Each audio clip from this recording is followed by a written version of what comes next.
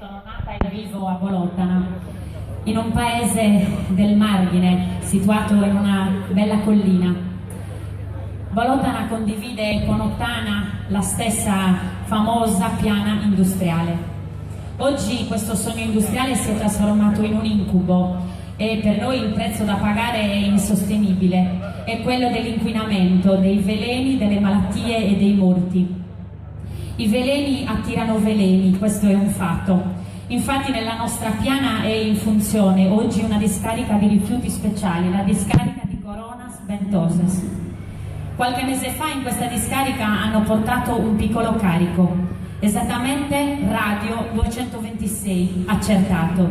Ci vorranno 1600 anni di tempo per il decadimento. Al suo arrivo a Coronas Ventosas non ha suonato nessun allarme perché le centraline non ci sono. Poi è arrivato il carbone in polvere, camion e camion a scaricare cumuli per settimane, nessuna misura di protezione. Poi infine è arrivato un incendio, 10 ore di fuoco e di fiamme dentro una discarica che tratta qualsiasi tipo di rifiuti, l'amianto compreso, in una bellissima domenica bolotanese di fine luglio. Sono passati 50 giorni, ma cosa è bruciato ancora noi non lo sappiamo. Il fumo comunque si è sparso in tutto il territorio. Ci dicono che tutto è regolare.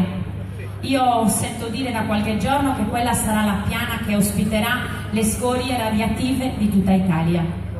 Ci diranno che sarà tutto in sicurezza certamente e che magari ci saranno anche posti di lavoro. I veleni chiamano veleni. La mia piana, la mia Sardegna, non è terra di nessuno. Io sono qui oggi per cantarla e per difenderla, per chiedervi che quella diventi anche la vostra piana.